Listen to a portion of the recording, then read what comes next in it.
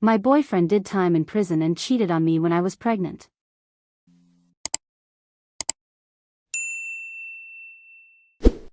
I'm Lisa, I'm 17 years old, and I'm from St. Petersburg. I wasn't some superstar at school, I didn't hang out on every corner, but I had everything I needed. I had a good company, my hobbies, and everything seemed to be ahead of me. The weather in St. Petersburg is always changeable. Today it rains, tomorrow it rains again, and the day after tomorrow it is so summer, with a strong cold wind. But that didn't stop us from having fun. My friends were special, just like me, simple, open-minded, unpretentious. We didn't need cool hangouts or expensive clubs. When it rained outside, we'd hang out in the entryways, partying with friends. And it was cool. And when the sun came out in St. Petersburg, we'd go for walks around abandoned unfinished buildings. That was our way of having fun. Walking, jumping, talking, laughing, as if the whole world was on our shoulders. I considered myself a good person, kind and honest, never forgetting my friends and always trying to help. Time flew by quickly, but I didn't feel any anxiety or regret. I was 17, and it seemed like there was a lot of time ahead of me. I didn't like coming home, but there was nothing special about it. It was always kind of tense at home. We lived in a small 2-room apartment on the outskirts of St. Petersburg, me and my mom in one room, and my grandmother in the other. My mom worked as a supermarket clerk, and my grandmother was a pensioner. We had a dog, Tyson, whom I loved very much. My mother and grandmother often quarreled, and I often did not know where to put myself. When I was 7 years old, my parents divorced, and from then on we lived with my mom at my grandmother's house. She annoyed me all the time. Constantly yelling, arguing with my mom. I always thought that if it wasn't for my grandmother, I would have had an easier time in that house. She drank a lot and it affected the atmosphere a lot. All her life my grandmother worked at a factory and then as a housekeeper. She started drinking when she divorced my grandfather. It went on like that for many years, and I didn't understand how it was possible to live like that. Even now, when I think about it, I get scared. She couldn't control her emotions when she was drunk, and I was afraid that one day she would not only verbally attack me, but do something worse. My mom tried to protect me, but Grandma wouldn't stop no matter how hard we tried to talk her down. I thought a lot about how things would be when I grew up. It seemed that life would be the same as everyone else's, and if I did my own thing, everything would be fine. I had a lot of ideas about where to go and what to do, but I didn't think about such serious things as family and children. One day Vlad wrote to me on a social network. He was older than me, 24 at the time, and he told me that he had just gotten out of prison, where he had served 4 years for stealing a car. At first, this confused me. To be honest, I even thought that maybe it was better not to socialize with such a person. But I was curious, I liked to meet new people, and in general, I wanted to get out of my daily routine. We started texting, and with each message I became more and more interested. He was completely different from what I had imagined him to be when I learned about his past. Vlad turned out to be surprisingly charming, with some incredible sincerity in his voice and a kindness that attracted me at once. He always said he wanted me to be happy. I loved his attitude. Unlike most of the guys I'd hung out with before, he didn't try to impress me, he didn't show off. He just had a kind of inner strength and confidence that put me at ease. Subscribe to DeepL Pro to edit this document. Visit www.deepl.com/pro for more information. After a while, we met. We sat in a cafe, talking, laughing, and I felt how much I liked him. He was so open, so alive. I remember his smile, it was like bright sunshine, and everything around immediately became warmer.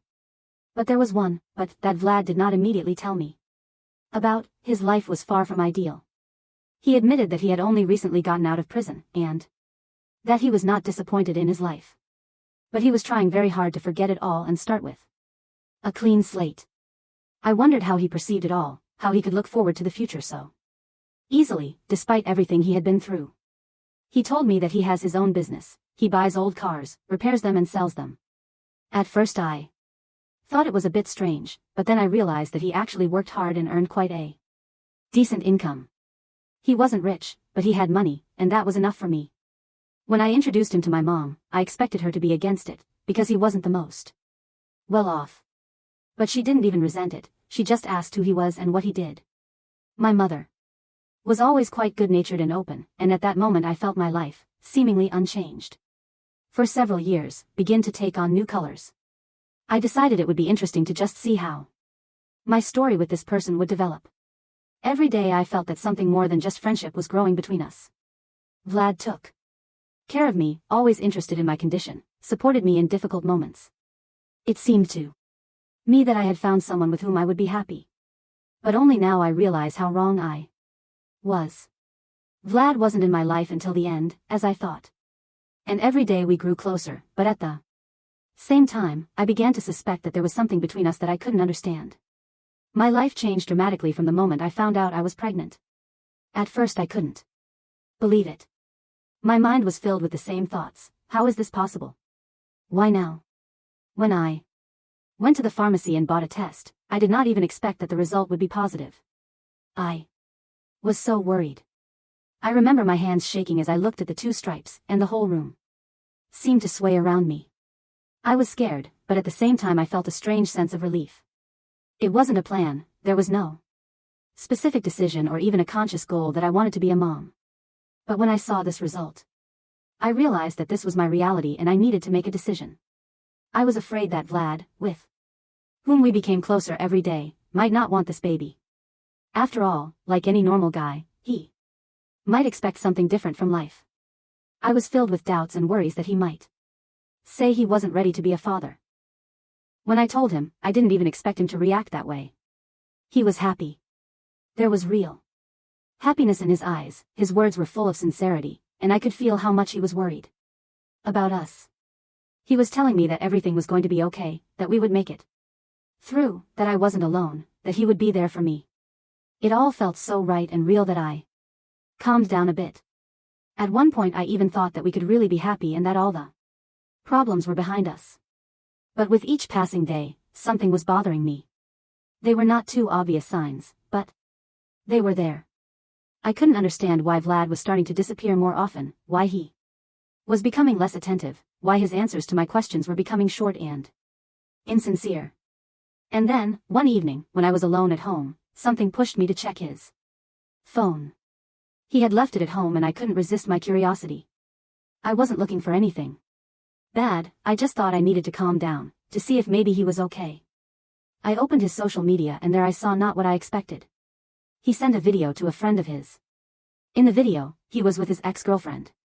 You could hear them laughing, him reaching for her hands, and the video was so inappropriate that I couldn't believe what I was seeing. I felt a chill sweep over me. Suddenly all the words he was saying to me seemed empty. Everything I thought was true turned out to be a lie. He hadn't changed. He was still playing on 2 fronts. That moment was a point of no return for me. I sat there with my phone in my hands, unable to believe what was happening. It wasn't just cheating, it was a stab in the heart. How could I have been so wrong? How could I believe him when everything around me was screaming that he wasn't the man he wanted to be? I couldn't hold back the tears. I thought about our future, about the baby, about how perfect everything could be. But one thing was clear to me, if he could change me so easily, if I was just a moment in his life, was it worth it to continue this relationship for the future I imagined? Vlad didn't know what I had seen.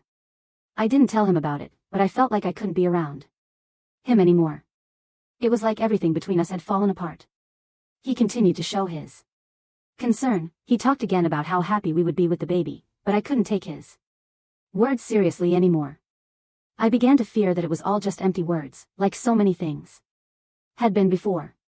I tried to be strong, but every day was harder. It wasn't just resentment, it was the destruction of what I believed in. I tried to force myself not to think about it, tried to believe that everything would be okay. But my trust in him was shattered. My thoughts about the future began to change. I was no longer sure that I was ready to build a family with a man who betrayed me so easily. And although I continued to believe in our future, in Vlad and me, at that moment I couldn't shake the feeling that he and I were 2 completely different universes. We didn't talk about it right away. Vlad, as if nothing had happened, kept pulling me into his dreams of the future. He said that everything would be fine, that we would make it through, that we would create a real family for our child. But I kept having more and more doubts. It was hard for me to stay close to him because I couldn't get rid of the idea that he was lying to me, that he had cheated on me. He kept telling me that everything would be okay, that the cheating was in the past, that he had plans for the future, but how could I believe him after what I saw? I began to look within myself for answers. What do I want? What do I need?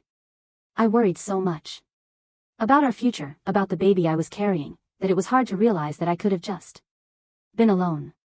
I needed time to sort myself out. My mom told me that my relationship with Vlad was not what should be important right now, that I should think about my future first, about the baby. But I felt that if I left Vlad, would be guilty of destroying everything we had built. It was a real struggle. On the one hand, I wanted to be strong, not to depend on his words and actions. I realized that I couldn't build my life on deceit and cheating. But on the other hand, I wanted to believe that he could change. He promised that things would be different. He said that he was ready to be a father now, that there was no one else for him but me and our future child. He even started caring about me more, started calling me more often and asking how I was feeling. He was really trying to regain my trust. But what if it was a lie again? My grandmother, despite all her problems, always said that if you love, you should fight for love. It sounded very simple, but I couldn't understand how I could fight for a relationship when everything inside me was screaming that it was wrong. How could I trust a man who, despite everything he said, kept hiding the truth? I tried to look for the answer in every gesture he made, every attempt to show that he had truly changed. But what if this was just his game, his way of manipulating me? I didn't know how to define it all. As the weeks passed, I realized that I could not turn a blind eye to the problems that had arisen between us. The situation was getting more and more tense. Vlad's promises, his words, "I'll be there for you, we'll get through this," became nothing more than empty sound to me. He kept coming to me, trying to explain that everything would change, that he had a plan. But it was hard for me to believe that this plan included me and our child. I wanted to believe, but I couldn't.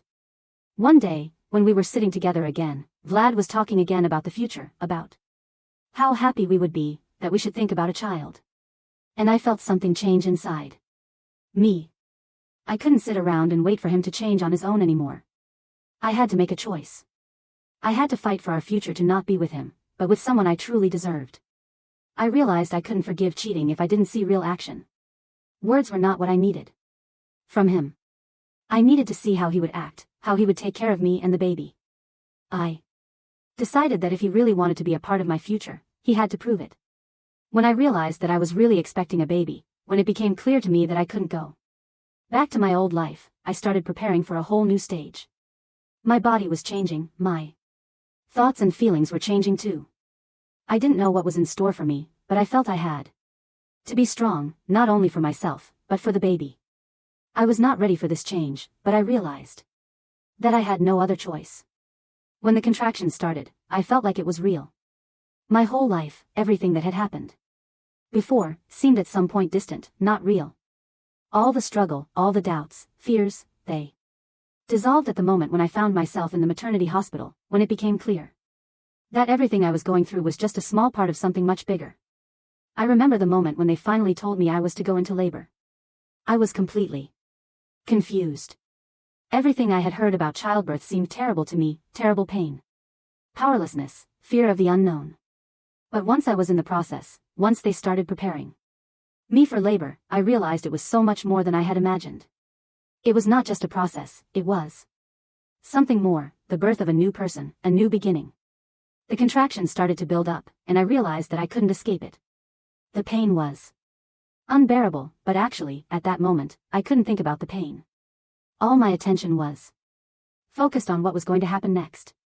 Once I realized that it wasn't just pain, but something to be endured, I knew I could do it. And more importantly, I felt an incredible strength build up inside of me. I needed to give birth. I was ready. When I heard my son's first cry when he was placed on my chest, I couldn't believe it. He was so small, so fragile, and in that moment, I felt that my whole life became different. I looked at his little face, and something inside me flipped. It was the moment I realized that now I had to be strong, that now I had to protect him, to take care of him. I couldn't stop looking at him, his little hands, his eyes that couldn't see anything yet, but probably already felt it. It was a moment that will forever be etched in my memory. But in spite of this incredible joy, there was still doubt inside me. I thought about what would happen next. Vlad wasn't there when I was going through the most important moments of my life. My mom was there for me, she supported me, but it was hard for me to understand why he didn't come. At that moment I felt that I really missed having him around, especially when I looked at our son and realized that this was exactly the moment I should have shared with him. But then, as I looked at my son, I realized one thing: even if he wasn't there for me, it didn't matter so much now. I could handle myself. I was ready. I could be a mother. I could give him a better future. I could be for him what I had always wanted to be for myself: strong, independent, able to handle any hardship. I realized that everything that had come before didn't matter now. All that mattered was what I had done. I gave birth to a son. I did the most important and necessary thing in my life. And I would protect him, love him, support him no matter what. Emil. It was a name Vlad and I had chosen in advance, and now it was connected to what had become reality. My son, my world, my responsibility. And with every moment I looked at his little fingers, I realized how many changes I had to go through. With Emil's birth, my life underwent a real upheaval. Everything I thought about myself, my plans, became secondary. My reality changed in an instant, and I realized that now I had not just a new life, but a new meaning. The boy who lay in my arms became everything to me. I could no longer think about what had happened before. All my strength and thoughts were now directed only at him. But it wasn't just me. Things got even more complicated with Vlad. He came to the hospital only after I had given birth. When he saw his son, of course, he was happy, but the doubts that had appeared when I had discovered his infidelity persisted in me. I looked at Vlad and tried to understand how he felt. He was there for me, supporting me in the hospital, but inside I was doubting his sincerity more and more. He kept saying that he would be there for us, that he would take care of us, but I had a hard time believing it. I was disappointed, and I couldn't look at him the way I used to. I tried to give him a chance, because we had a child. Vlad and I talked about how it's not only the future that matters now, but also the present steps. He promised that he would change, that he would work on himself for us. I even felt that he was genuinely remorseful, that he wanted to be a good father. Even so, deep down I knew that the trust one had lost would not be regained so easily. I couldn't forget what had happened, and no matter how much he talked about change, I couldn't be sure it would actually happen. But despite all my doubts, I decided that I had to give him a chance. We decided that we would live together, despite all the difficulties that awaited us. I didn't realize it would be so difficult. We started living in the same apartment where I lived with my mother and grandmother, in the same room as before. It seemed like Vlad wanted us to live together, but on the other hand, I felt like we still didn't have our own space. It was hard. It was hard for me to get used to my new role as a mother, to the fact that my whole life was now connected to this little man. I was navigating my new existence and finding a balance between childcare, responsibilities, and my doubts about my relationship with Vlad. I tried to focus on making Emil feel good so that I could grow as a mom and as a person. But sometimes I still couldn't get rid of the feeling that we were all trapped, not only me, but Vlad and our son. Vlad, for his part, did his best. He started working at the construction site to provide for us. At first it seemed to me that he was really ready for a change. He bought a stroller for the baby, started helping me with shopping, and even offered to take over some of the household chores. I could see that he wanted to be there for me and that he was actually trying to be a good father. But something in me still wouldn't let me trust him completely. The changes he promised were too late, and I had been through too much to believe in miracles. I could no longer be the girl who lived on automatic, believing in fairy tales and hoping that everything would somehow work itself out. I had to become an adult, and it was terrifying, but also liberating. Deep down, I knew that I now had the opportunity to make my own life, on my own terms. I knew that if things didn't work out with Vlad, would still be happy with Maxim. He was my new goal, my new family. There were times in our lives when everything seemed impossible. I thought about how difficult it would be when we would be looking for our own place, when Vlad would be earning money, And I would be babysitting. But at the same time I felt that we were all going in the right direction. Despite the difficulties and the fact that we still had a lot of challenges ahead of us, I believed that with Emil we could make it through. We had love with us, and everything else could be built on that. I didn't know what the future would bring, and I was scared. But I knew I didn't need to be with Vlad anymore if I didn't feel like it was okay. I can be a happy, loving mother and not depend on what others tell me. All I can control is how I will move forward no matter what. Emil became my support, my motivation. And I realized that I would fight for his happiness, for his future, and that my life would move forward.